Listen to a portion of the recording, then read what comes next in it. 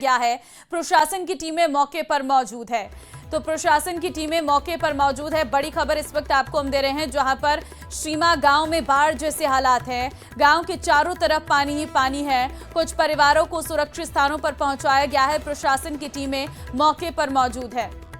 आशीष संवाददाता इस वक्त लाइव हमारे साथ है, सीधे उन्हीं का रुख कर लेते हैं। आशीष, गांव में बाढ़ के हालात हैं, जरा दिखाइए तस्वीरें और किस तरह से गांव के लोग परेशान हैं, उनसे बात भी करिए। बिल्कुल, न्यूज 18 राजस्थान पर एक्सक्लूसिव तस्वीरें आप देखिए। लालसोट के श्रीमा, समेल सहित करीब 2 दर्जन गांवों में इस तरह के हालात बने हैं। ये लालसोट का श्रीमा गांव है और मोरेल नदी उफान पर है। ऐसे में मोरेल नदी का पानी करीब 2 किलोमीटर दूरी पर यहाँ से मोरेल नदी है। उसके बावजूद भी जो मोरेल नदी का पानी है वो इस गाँव में आ चुका है। अब गाँव के जो लोग हैं, अधिकतर घर हैं वो पूरी तरह जलमग्न हो चुके हैं। कुछ जो परिवार है उनको इस तरह ट्रैक्टरों में सवार करके ट्रैक्टरों के माध्यम से सुरक्षित स्थानों पर भिजवाया जा रहा है। ये पूरी प्रक्रिया स्थानीय प्रशासन और स्थानीय जनप्रतिनिधियों के द्वारा की जा रही है। आप तस्वीरें देख सकते हो, ये जो श्रीमा गांव की सड़क है, श्रीमा गांव में प्रवेश करने की एक मुख्य सड़क है, लेकिन पूरी तरह ये सड़क आपको पानी में नजर आ रही है। घुटनों तक यहाँ पर पानी, आप तस्वीरें देख सकते हो किस तरह मेरे घुटनों तक यहाँ पर पानी आ रहा है। तो पूरे गाँव के जो जितने भी आप ये मकान देख पा रहे हो, ये सारे मकान पूरी तरह डूब में है। और जो लोग यहाँ पर रात के समय पानी अचानक बढ़ा था, तो रात के समय ही लोगों को रेस्क्यू करके ग्राम पंचायत का जो भवन था वहां पर उनको शिफ्ट किया गया था, ताकि वो अच्छे रात गुजार सके। और उनको खाने पीने का इंतजाम जिन घरों में पानी नहीं भरा था वहां से किया गया था। स्थानीय सरपंच हमारे साथ हैं, दिलकुश मीणा। किस तरह के हालात हैं और क्या व्यवस्था की जा रही है? जिस जगह पे अपन मौजूदगी में है, यहाँ से कम अपने 5 से 6 फीट का पानी था। और जो भी ये डिस्पेंसरी, पशु चिकित्सालय, ये हमारा बिजली घर और पशु चिकित्सालय, किसान सेवा केंद्र और ये जो भी आसपास के घर दिख रहे हैं, इनमें 4 से 5 फीट की पानी का बहाव बढ़ा गया था और पूरी तरह डूब चुके थे। अभी तो कम से कम 2 या 1 फीट या 2 या 3 फीट के समथिंग यहाँ की जल स्तर थोड़ा कम हुआ है। और हमने जितना हमारे लेवल से जितना बचाव हो सकता था हमने बचाव किया। और हम प्रशासन से भी यही मांग करते हैं, प्रशासन ने भी हमारे तन मन धन से उन्होंने पूरी ईमानदारी से, पूरी निष्ठा से हमारा साथ दिया। और पटवारियों द्वारा और सभी अभी मौके पर मौजूद है। तो उन्होंने, कितने घर हैं, कितने परिवार हैं जो पानी के अंदर परेशान है? उनको कितने परिवारों को शिफ्ट किया गया है दूसरी जगह पर? कम से कम यहाँ से पूरे 30-35 परिवार है जो पास वाले घरों में शिफ्ट किया गया था। और अभी भी प्रेजेंट टाइम में घरों में पानी भरा हुआ है, जो आपको आगे दिखाते हैं। आप आगे जाके देखो। बिल्कुल, आगे स्थिति ऐसी। बुजुर्ग हमारे साथ है।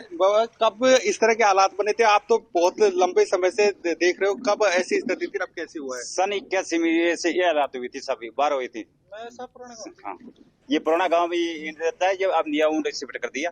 ये सन 81 में बहुत भयंकर पानी आया। उसके बाद में अब आया है? जिसके बाद में अब आया। 81 से ज्यादा है या उससे कम है? नहीं, उससे थोड़ा बहुत कम है। अच्छा। हाँ, 81 जैसे हालात? हाँ, 81 जैसे हालात होगी सब।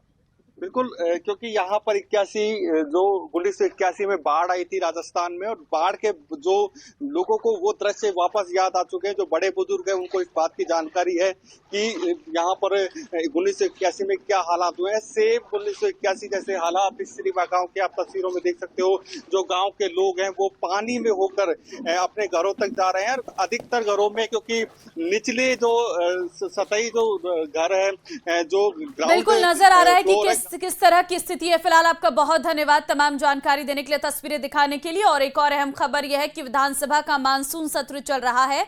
विपक्ष सरकार पर हावी होने का कोई मुद्दा नहीं छोड़ रही है।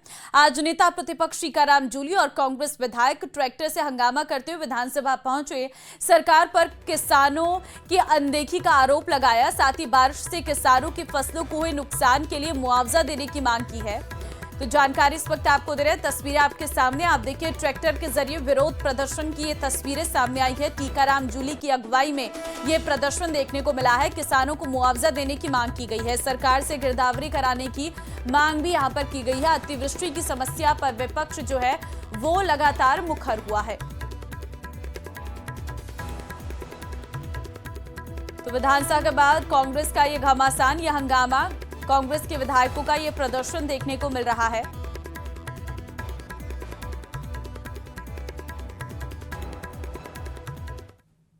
सरकार का इस ओर ध्यान नहीं है। सरकार कतई ध्यान नहीं दे रही है कि ये किसानों की जो हालात है उस पर मरहम लगाया जाए। किसान तो बेचारा परेशान है, सरकार की तरफ देख रहा है, लेकिन इस सरकार ने आंखों पे ठेकरी रख ली है।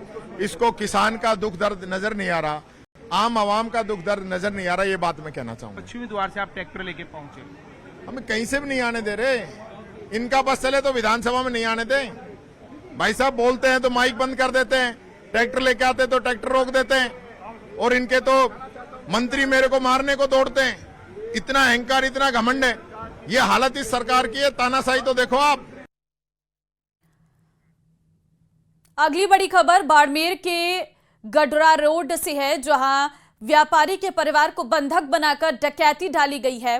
खबर मिल रही है कि करीब 2 से 3 करोड़ की डकैती की गई है।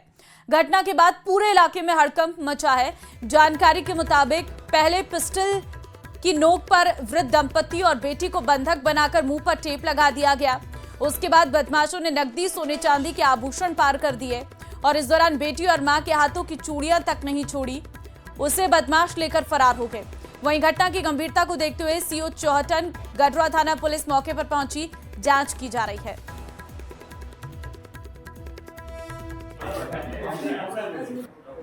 मैं गेट खोल रही थी तो उन्होंने चारों ने हाथ से धक्का देके मुझे नीचे बैठ गए।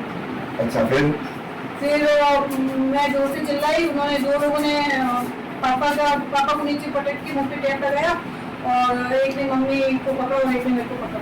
अच्छा, फिर कुछ नहीं, पापा धमकाते रहे काफी देर तक, छोड़ा नहीं। हाँ, फिर मम्मी को बच्चा ने मेरे पास में सो रहा था, बोले कि घर में क्या है, कैश दे दो, गोल्ड दे दो। तो मैंने बोला कैश गोल्ड नहीं है घर पे, मेरे बच्चे को मार देंगे। तब मैंने पापा की और मम्मी की हालत देखी, तब मैंने बताया उनको पड़ा लेके जाओ। अलवर के शिवाजी पार्क थाना पुलिस ने पुलिस दल पर फायरिंग पथराव के मामले में फरार चल रहे गौ तस्करी गैंग के 2 तस्करों को गिरफ्तार किया है। अलवर एसपी ने गौ तस्करों की गिरफ्तारी पर 5-5 हजार रुपए का इनाम घोषित कर रखा था। अब तक इस मामले में 3 गौ तस्कर गिरफ्तार किए जा चुके हैं। गौ तस्करी गैंग में शामिल अन्य आरोपियों की तलाश की जा रही। थाना इंचार्ज विनोद सामरिया ने बताया कि 16 अगस्त रात करीब 1 बजे सूचना मिली कि पिकअप गाड़ी में सवार होकर 7-8 गौ तस्कर आए हैं, जो शहर में से गौवंशों को पिकअप में भरने का प्रयास कर रहे। पुलिस ने गौ तस्करों का पीछा कर उन्हें रोकने की कोशिश की, लेकिन गौ तस्करों ने पुलिस दल पर ही पथराव और फायरिंग कर दी। गौ तस्करों ने नाकाबंदी में तैनात की थी और पुलिस कर्मियों पर पिकअप गाड़ी को चढ़ने का भी कोशिश की है।